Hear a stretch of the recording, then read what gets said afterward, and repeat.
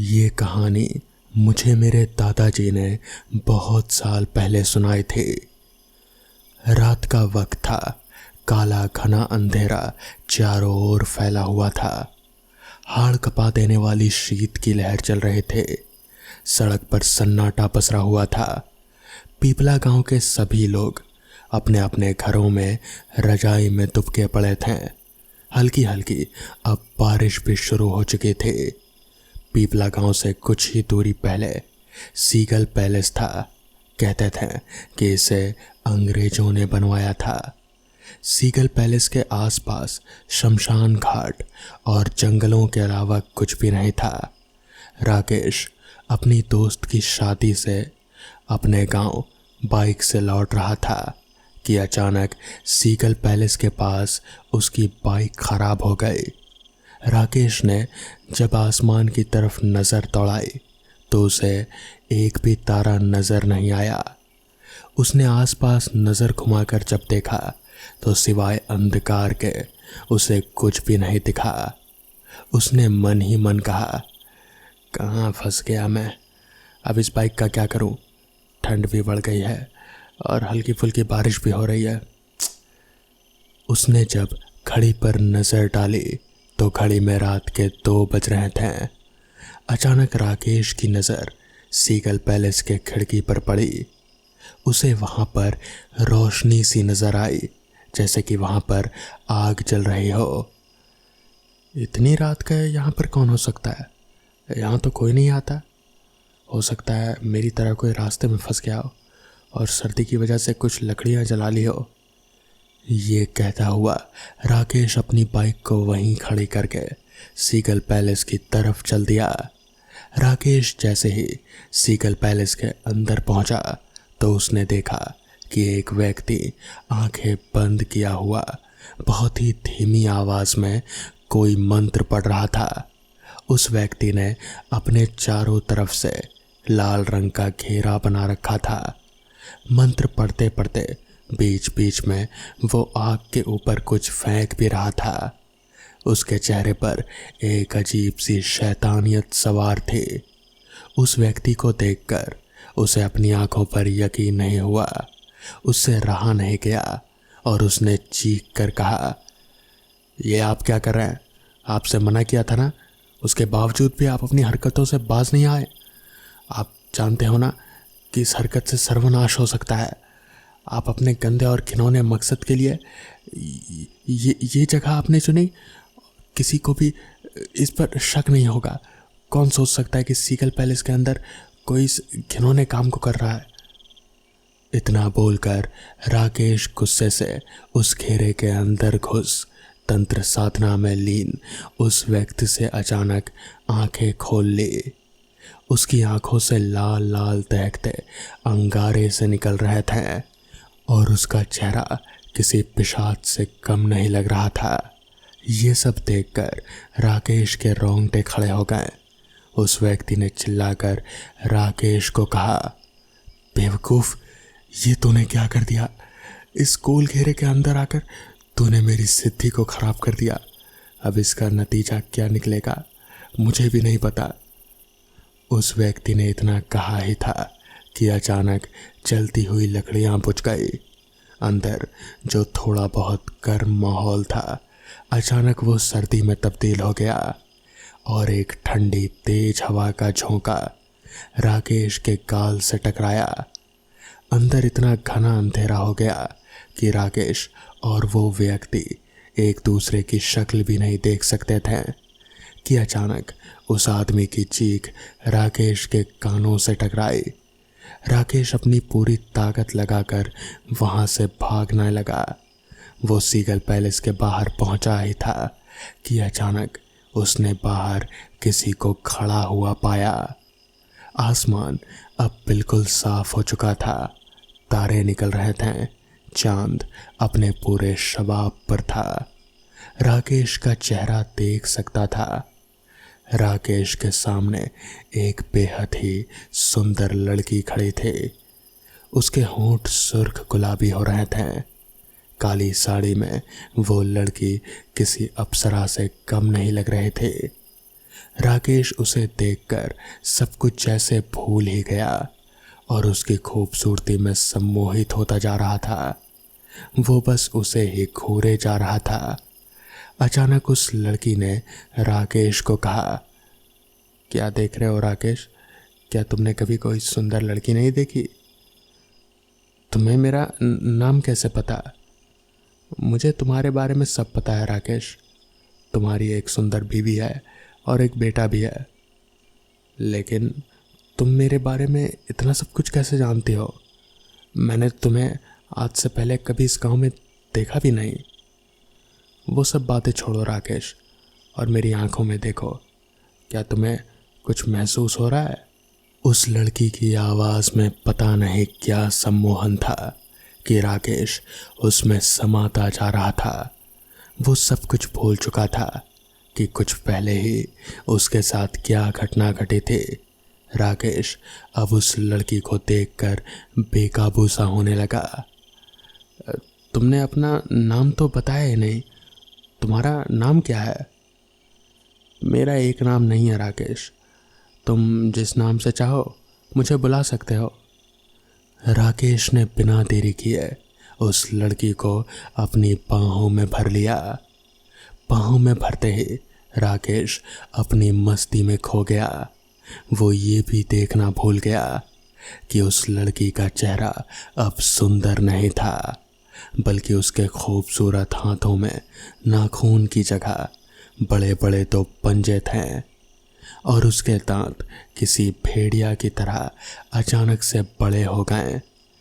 देखते ही देखते उस लड़की ने अपने दांत राकेश के गर्दन में गाड़ दिए और राकेश की दिल दहला देने वाली चीख पूरे सन्नाटे में गूंज गई।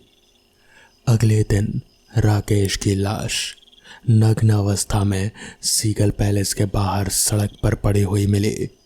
चारों तरफ पिपला गांव के लोग मौजूद थे। राकेश की लाश को देखकर ऐसा लग रहा था जैसे कि उसके बदन के सारे खून का एक एक कतरा तक निचोड़ लिया गया हो। उसकी आंखें फटी हुई थी, जैसे कि उससे कोई बहुत ही भयानक चीज़ देख ली हो। अपनी भयानक आंखों से राकेश की बीवी बुरी तरह से रो रहे थे। गांव के मुखिया ने तांत्रिक भैरवनाथ को यहाँ पर बुलवाया था। भैरवनाथ ने जैसे ही राकेश को देखा वो पूरी तरह से चीखने लगा, अनर्थ, घोर अनर्थ, यह अनर्थ है, ये कैसे संभव हो सकता है? तो इस पर गांव का मुखिया बोला, ये कैसी बातें कर रहे हैं आप? कैसा अनर्थ बाबा? नादान, ये तुझे राकेश की लाश नहीं देख रही है? इसके शरीर का एक भी खून का कतरा भी चूसा गया है। तुझे नहीं पता कि इसके साथ क्या हुआ? देख, इसकी लाश कैसे सफ़ेद पड़ी हुई है, इसकी आंखें कैसे फटी हुई है, मगर आसपास खून का एक कतरा भी मौजूद नहीं है, जैसे किसी ने पूरा खून चूस लिया हो। भूत पिशाच कोई भी इंसान का खून नहीं पीते हैं। बाबा, मैं आपकी बात का मतलब समझा नहीं। आप क्या क्या कहना चाहते हैं? यहाँ पर किसी ने सिद्धि की है। वो अपनी सिद्धि में विफल हुआ है या फिर कुछ और दिक्कत आई होगी। उसका परिणाम राकेश को भुगतना पड़ा। तभी अचानक भैरवनाथ फटी फटी आंखों से इधर उधर देखने लगा। तो मुखिया ने उससे कहा, आप क्या देख रहे हैं बाबा? तो इस पर भैरवनाथ ने कहा, क्या यहाँ पर सिर्फ एक ही लाश मिली है? हाँ बाबा, सुबह होते ही पता चला कि यहाँ पर राकेश मरा पड़ा है। राकेश हमारे ही गांव का है, लेकिन हमारी समझ में नहीं आता बाबा कि आपके चेहरे पर इतनी परेशानी क्यों है। क्योंकि अब जो यहाँ पर होने वाला है उससे सिर्फ तुम सबको परेशानी ही आएगी और अनर्थ आएगा। मुखिया, किसी ने उसे बुला लिया है। किसे बाबा, किसे? यक्षिणी को। इस तरह से इंसान का खून सिर्फ यक्षिणी ही पी सकती है, कोई और नहीं। यक्षिणी का नाम सुनकर वहाँ पर मौजूद सभी लोग भयभीत नजर आने लगे हैं। तो मुखिया बोला, अब क्या होगा बाबा? अब हम क्या कर सकते हैं? इतना आसान नहीं है मुखिया। यक्षिणी को जिसने बुलाया है वही उसे वापस भेज सकता है। भगवान से प्रार्थना करो कि अगर वो आदमी जिंदा है तो हमें उसे ढूंढना होगा, और अगर वो मर गया तो तुम सब भी अपनी मौत पक्की समझो। यहाँ पर मुझे और कोई चारा नज़र नहीं आ रहा। पर बाबा, आप इतने सिद्ध पुरुष हैं, आप क्या आप उस यक्षिणी को काबू में नहीं कर सकते हैं? ये कोई मजाक नहीं है मुखिया। तुम्हें यक्षिणी की ताकत का कोई अंदाज़ा भी नहीं है। एक यक्षिणियाँ कई प्रकार की हो सकती हैं, मगर राकेश की लाश को देखकर मैंने अंदाज़ा लगा लिया कि ये यक्षिणी बहुत ही शक्तिशाली है और ये कुछ भी कर सकती है। हो सकता है कि वो यहीं पर अभी मौजूद हो, किसी और की शक्ल में। भैरवनाथ की बात सुनकर सभी लोग जो वहाँ पर डर कर जमा थे एक दूसरे को डर की निगाहों से देखने लगे। कुछ वक्त बाद पुलिस आई और लाश को लेकर चली गई। गांव वालों को कुछ भी समझ में नहीं आ रहा था कि अब क्या करना चाहिए। उस दिन के बाद से 2-4 लाशें और मिली। डर के मारे कई लोगों ने गांव छोड़ दिया, और इसी के साथ मेरे दादाजी ने भी अपने परिवार के साथ उस गांव को छोड़ दिया। उस गांव के साथ क्या हुआ वो आज भी एक रहस्य है। तो दोस्तों, ये थी आज की पहली कहानी। तो चलिए बढ़ते हैं आज की दूसरी कहानी की ओर। एक रात मैं अपने गांव के दोस्त अवधेश के साथ अंधेरी रास्ते में खेत के रास्ते बस स्टैंड की तरफ जा रहा था। तो मेरे दोस्त ने कहा, यार थोड़ा जल्दी चलो, इस खेत से अगले 2 खेतों तक थोड़ी दिक्कत है। तो मैंने पूछा कि क्या बात है, तो उसने बात को टाल दिया। लेकिन मेरे ज़्यादा दबाव डालने पर उसने पूरा किस्सा सुनाया। उसके मुताबिक बहुत साल पहले अपने गांव से रात को इन्हीं खेतों से एक आदमी गुजर रहा था। रास्ते में वो हल्का होने के लिए एक पेड़ के नीचे रुक गया। उसके बाद वो जैसे ही थोड़ा चला तो उसे किसी बच्चे के रोने की आवाज़ आई। उसने सोचा रात को पहरा देने वाले का बच्चा होगा, इसलिए तभी उसे याद आया कि ये खेत तो रमेशर काका का है, जो 3 साल पहले ही यहीं पर फांसी लगाकर मर गए थे। वो आदमी सहमे हुए कदमों से आगे बढ़ता रहा और उसके दिमाग में उन लोगों की बातें याद आई कि इस खेत से गुजरते वक्त रात को कभी भी पीछे मत मुड़ना। कोई रास्ता पूछे तो उसके आँखों और पाँव में मत देखना। कोई कितना भी बोले मगर कोई जवाब मत देना। ये सब बातें दिमाग में सोचने से उस आदमी की हालत पतली हो गई और वो सोचने लगा कि उसने यहाँ आने से पहले ये सब क्यों नहीं सोचा। वो जैसे जैसे आगे बढ़ता वैसे वैसे बच्चे की आवाज़ और तेज होती जाती और ऐसा लग रहा था जैसे वो उसके साथ ही चल रहा हो। तभी अचानक उसने देखा कि एक पेड़ से बंधे झूले में बच्चा लेटा हुआ रो रहा था। तो डरते हुए उसने आवाज़ लगाई, ये किसका बच्चा है? लेकिन कोई प्रतिक्रिया नहीं आई। तो डर के मारे वो आगे बढ़ गया, लेकिन बच्चे की किलकारी सुनकर उससे रहा नहीं गया और उसने पीछे मुड़कर देख लिया। तो उसने देखा वो बच्चा झूले में उसके पीछे ही पड़ा था। रहम के मारे उसने उस बच्चे को गोद में उठाकर भागने की कोशिश की।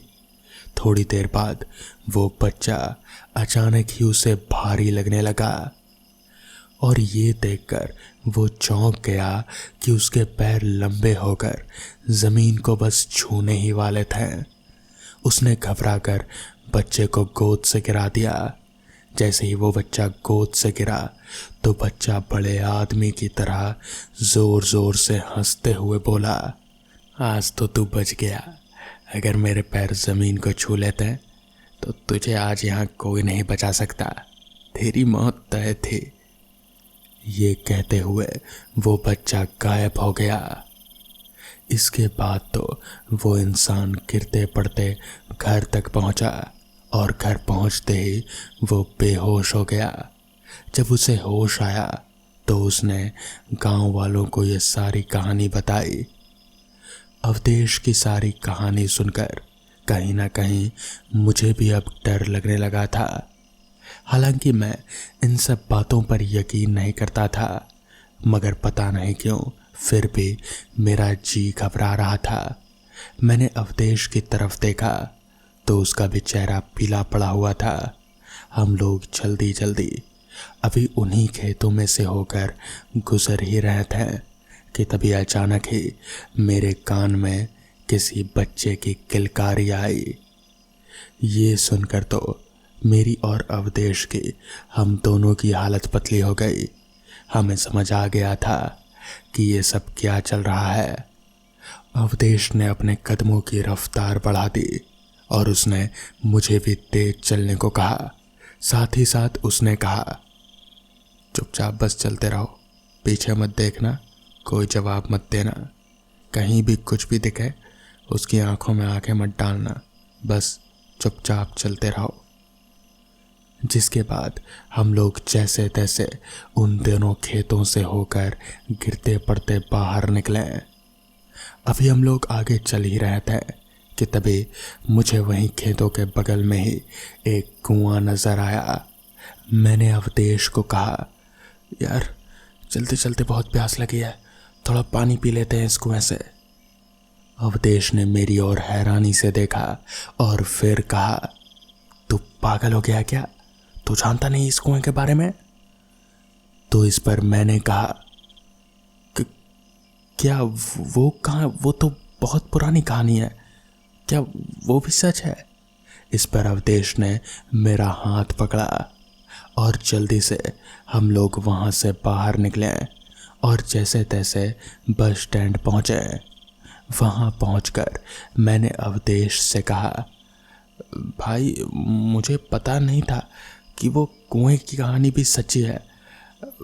मैं तो शहर में रहता हूँ ना, तो मुझे इन सब के बारे में ज़्यादा कुछ पता नहीं है और मुझे प्यास भी बहुत लगी थी। इस पर अवधेश ने वहीं पास ही के एक दुकान से पहले तो एक बोतल पानी खरीदा, फिर हमने पानी पिया और फिर अवधेश ने उस कुएं के बारे में बताना शुरू किया। कुएं के बारे में स्थानीय लोगों का मानना है कि आज से 50 साल पहले इस कुएं के आसपास के इलाके में काफ़ी अच्छी बस्ती हुआ करती थी, खेत नहीं। लेकिन एक दिन उस कुएं के पानी भरते हुए एक औरत उस कुएं में गिर गई और उस वक्त वहाँ कोई भी मौजूद नहीं था। वो तड़प तड़प कर उस कुएं में ही मर गई। तब से उस औरत की आत्मा आते जाते राहगीरों को परेशान करने लगी और धीरे धीरे उस कुएं के पास से बस्ती उजाड़ होने लग गई। एक रात एक शराबी उस कुएं के पास से गुजरा और उसे किसी के चीखने की आवाज़ आई। वो कुएं के पास गया और कुएं में झांका तो उसे एक औरत दिखाई दी। उस औरत ने उस शराबी को कहा, तुम मुझे इस कुएं से बाहर निकाल दो जल्दी। शराबी ने कहा, तुम इस कुएं में कैसे गिर गई? उस औरत ने कहा, तुम्हें सब कुछ बताती हूँ, पहले मुझे बाहर निकाल दो बस। शराबी घबरा गया और भागने की कोशिश करने लगा, लेकिन उसी समय उस औरत ने उसे पीछे से धक्का मारकर उस शराबी को कुएं में ढकेल दिया और वह कुएं में डूबकर मर गया। इस घटना के अलावा भी कई लोगों को इसका शिकार होना पड़ा। लोग कहते हैं कि वो कुआं शापित है और आज भी उस कुएं में उस औरत की आत्मा भटकती रहती है। अवधेश की कहानी सुनकर मैं और भी ज़्यादा डर गया। खैर, बस आने तक अवधेश मेरे साथ वहीं पर रुका रहा और फिर उसने मुझे बस में चढ़ा दिया। तो दोस्तों, ये थी आज की पहली कहानी। तो चलिए बढ़ते हैं आज की दूसरी कहानी की ओर। आज से करीब 10 साल पहले मैं अपने मामा के यहाँ जैसलमेर गया था। वहाँ जाकर पता चला कि यहाँ तो 2 साल से अकाल पड़ा है और पानी लेने के लिए 5 किलोमीटर दूर जाना पड़ता है। मामा मामी से मिलने के बाद मेरे मामा का लड़का और मैं पानी लेने के लिए चल पड़े। रास्ते में पैदल चलते हुए थक गए थे और एक जगह पर बैठ गए। तब उसने एक किस्सा सुनाया। पिछले साल पानी की वजह से एक औरत का बच्चा रो रहा था और वो काफ़ी बीमार था, इसलिए वो पानी मांगने हमारे गांव में आई, लेकिन उसको किसी ने पानी नहीं दिया। जब वो वापस लौट रहे थे तो रास्ते में उसको ठाकुर के घर पर पानी दिखाई दिया। तो उसने बिना किसी से पूछे, बिना कुछ सोचे समझे पानी पीने की कोशिश की। जब उसको ठाकुर ने देखा तो वो गुस्से से आग बबूला हो गया और पता नहीं क्यों कुदाली लेकर उस औरत की तरफ दौड़ा। उस औरत ने भागने की कोशिश की, लेकिन वो ठेस लगकर गिर गई। ठाकुर ने बिना आव दाव देखे कुदाली से उस औरत की बेरहमी से हत्या कर दी। इस घटना के एक आध दिन बाद उस बच्चे की भी बिना पानी के मौत हो गई। कुछ दिनों बाद खबर आई कि उसी कुदाली से ठाकुर को भी किसी ने मार दिया और धीरे धीरे उसके पूरे परिवार को किसी अनजानी ताकत ने मौत के घाट उतार दिया। ये किस्सा सुनने के बाद हम दोनों पानी लेकर वापस गांव की तरफ लौटने लगे। हल्का हल्का अंधेरा हो चुका था। अचानक हमारे सामने एक बच्चा आया और पानी मांगने लगा, लेकिन इतनी दूर से पानी लाने की वजह से हमने उसे मना कर दिया। घर पहुंचकर मैंने खाना खाया और फिर वहीं पेड़ के नीचे चारपाई पर सो गया। अचानक रात को वही बच्चा मेरे सामने आया और पानी मांगने लगा। पहले तो मैंने ध्यान नहीं दिया और गुस्से से उससे कहा, चल भाग यहाँ से। और मेरे सामने फिर अचानक ही वो औरत दिखाई दी। अचानक मैं उठ गया और देखा वहाँ कोई नहीं था। मैंने सोचा कि शायद कोई सपना होगा।